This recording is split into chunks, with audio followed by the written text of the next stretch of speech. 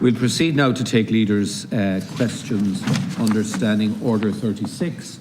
Deputy Pearse Doherty, please. Can Corley Tonisha Tamijafol Golar do take Shaponche Shart van Gate or price in the Labianus because price in the Fonu Nismo Holsus Harpa Caraha Shart van Gate.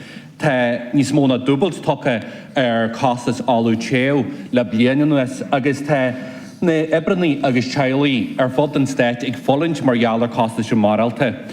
Agus Cahier and Realtas calling Leclishaw, Bahorgamo and Realtas ag Togal and Twilla from Shaw at our Chiley. Aknishan at Tabarty, as in Rudda Tabarty and Realtashaw, na Gamo, price na Duny Smo, Marial, can carbon a yeru, ne Funyuv Shaw, TVC the couple of shart, next Cahier stop a Harla Shaw.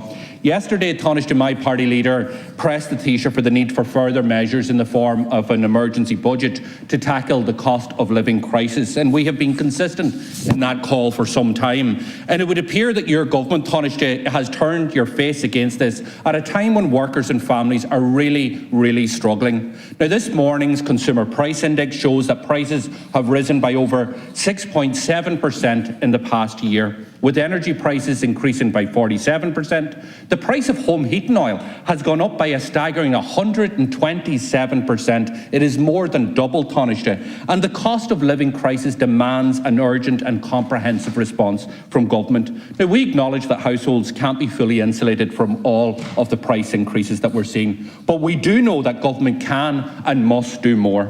And that is what we heard from the SRI last month. It's what we heard from the Central Bank just yesterday, where they said that there is headroom for government to act. But instead, you remain intent on pushing ahead with carbon tax increases, hikes next month, increasing energy prices when effort should be focused on reducing them. 3 weeks ago, the Minister for Finance categorically ruled out any further measures to support workers and families until the October budget. At that time, I said that he was out of touch with the realities that households are facing and that his position lacked credibility. Now, it seems that government is changing its position. At least that's what's been reported from utterances from you and from the Taoiseach last night, that the carbon tax increases will be offset with other measures, despite the Finance Minister having ruled this out. But we have seen no details, Taoiseach. The carbon tax hike should not go ahead. Government should not be pushing up the prices on home heating oil that has already doubled, more than doubled in the last year, or indeed gas. Efforts should be made to reduce prices of home heating oil and other fuels, not to increase them. But we need a more comprehensive package than just that. We have called for a range of effective measures that would be targeted at workers and families. We have called for the government to work with the Commission as far back in November to reduce the VAT on domestic energy bills to zero for a period of time. A proposal that you and your government rejected at the time, but you've now changed your position and you only began this work a couple of weeks ago. But still your government is ruling out reducing VAT to zero on energy bills, even if the Commission give you the flexibility to do so. We have called on you to extend the fuel allowance by 6 weeks.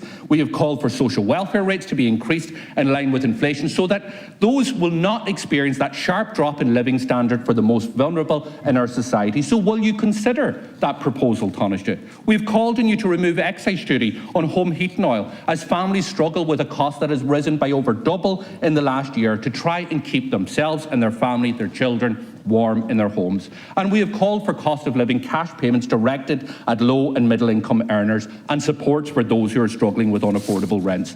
So, Taoiseach, there is a need for an emergency budget. That need is clear and it is now. So will you change course? Will you scrap the planned carbon tax increase that you plan in the next 3 weeks? And will you commit to an emergency budget to support households in response to the cost of living crisis? Thank you very much, Deputy. Taoiseach, please. Thanks very much, Deputy. As the House will be aware, the CSO figures that came out today indicate that the annual inflation rate is now at 6.9%. It's estimated it'll rise to about 8% later in the year before falling off towards the end of the year and into next year. And that will come as no surprise to anyone in this House, nor will it come as any surprise to people who've been experiencing the price increases in their everyday lives. What the CSO is just confirming today is what people have been experiencing for the last 3 to 6 months. We know that from the increase in the price of the pumps, We know it from the increase that people are seeing in their utility bills. We know it from the increases that people are seeing in their grocery bills, and that is impacting on family budgets and household budgets, and is also impacting on the cost of doing business as well. And government acknowledges that, and that's why we have acted already to help ease the burden of rising prices. You acknowledge yourself in your contribution that no government can fully offset the cost of rising prices, but we can offset it substantially, and that's what government has done. A tax and welfare package in the last budget to increase the pension, increase welfare rates, reduce income taxes for people on middle incomes, something that your party opposed and continues to oppose. People are now seeing the €200 coming off their electricity bill at the moment. That has started to take effect. There's been a €125 fuel allowance increase for those most vulnerable houses, because it's important that we do target what we're doing towards those who need it the most. We've had the biggest cut in excise duty ever. 20 cents taken off petrol, 15 cents taken off diesel, more than reversing the carbon tax increases that occurred in recent years on petrol and diesel, as well as special measures for hauliers and special measures for tillage farmers and indeed others in society. So there has already been a substantial response from government to help people with the burden of rising costs, worth between 1 and 2 billion, depending on how you calculate it. And that isn't small, and is much greater than has been done by other governments around Europe. But we acknowledge that more needs to be done, given that prices continue to rise. We don't want to chase every price increase with an action that's not sustainable, that's not credible. We want to look at it in the round, both in the next budget and indeed before the next budget. In relation to the carbon tax increase that is due in May, it's important to say that that doesn't apply to petrol or diesel, doesn't apply to electricity. It does apply to home heating oil, and it will add about €20 to the cost of filling a full tank with home heating oil, and it will affect gas. It'll increase the cost of your gas by about €1.50 a month. And if you don't have €20, €20 is a lot of money. And if you don't have €1.50 is a lot of money. We will bring in measures before May to offset that increase. But it is important to be honest about the scale of that increase. You would think from some of the commentary that the carbon tax is somehow responsible for all or most or even a lot of the increases that people are experiencing. That's not the case. This will add about €20 to the cost of a tank of oil. To heat your house, it'll add about €1.50 to the gas bill, and we will offset that. In terms of your proposed solution, which you asked us to consider, which is reducing VAT, of course we will consider that, but currently that is not possible. We've had an engagement with the European Commission, that Taoiseach has and the Minister of Finance has. We already have a discretionary VAT rate in Ireland that has the lowest VAT rate on energy, or one of the lowest VAT rates on energy in Europe. We're already down to the lowest possible in terms of excise and petrol and diesel.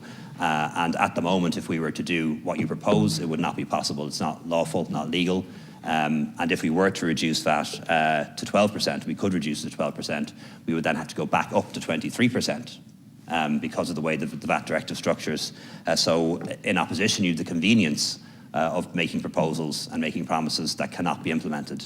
But what you propose at the moment, at least, cannot be implemented. Thank you, Taoiseach. Deputy Doherty. Well, that sums up, Taoiseach, you as leader of your party that's completely out of touch. At least we have a bit of confidence that some of your backbenchers understand some of the pressure that families are under. The proposal that we put to you back in November was to engage with the Commission to get the flexibility to reduce a VAT rate to zero. Your government did nothing. Your finance minister did nothing. On the 10th of March was the first time he wrote to the Commission to raise this issue. You sat on your hand as prices continue to increase and increase and increase and put pressure on families. And you simply do not get it and didn't get it what was happening out there. We've seen home heating oil increase by 127% over the last year. And yet the plan that is currently this government has in terms of the price of home heating oil is what? To increase it further by €20 on the 1st of May. That is simply madness. And it is driving people to the point of a breaking point. Now, we have put forward to you not just one measure or two measures,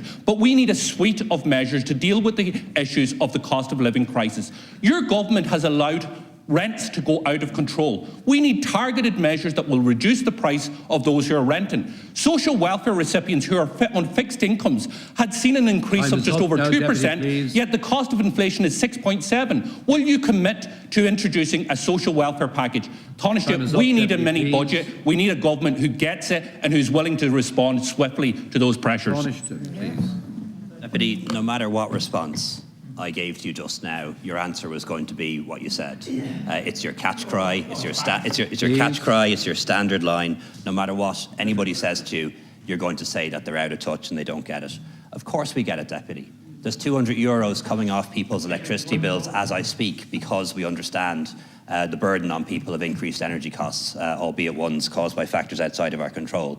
That's why we had the biggest cut in excise on petrol and diesel ever. 20 cents taken off petrol, 15 cents taken off diesel. It's why we increased the fuel allowance. It's why we had a pension increase in the budget. And it's why we reduced income taxes for middle-income people despite your opposition. That's evidence of the fact that we get it, the fact that we have acted in that way. Over €1 billion being used to reduce the cost of living for people. But we're not in a position to chase every increase. We're not in a position to fully compensate people for every increase, and we need to be honest about that. In terms of the engagement, with the Commission, there's been an ongoing engagement with the Commission on this matter, both by the Taoiseach and the Minister of Finance. The reality is the proposal that you are making and have making is in breach of the European VAT Directive, is in breach of the European Excise Directive. Doherty, and the reason why you can't let me finish, the reason why you won't let me speak, the reason why you continue to try to shout me down is you don't want to know. You don't want the Irish people to know what a fake you are. The fact that you keep making proposals that you know can't be implemented, that shows to me that you don't get it and you won't listen to what I have to say because you don't want people to get you. Please, resume your seat, Deputy Doherty. Resume your seat. Resume your seat, Deputy, please. Treat the House with some respect, please, and adhere. Please, treat the House with some respect. Now,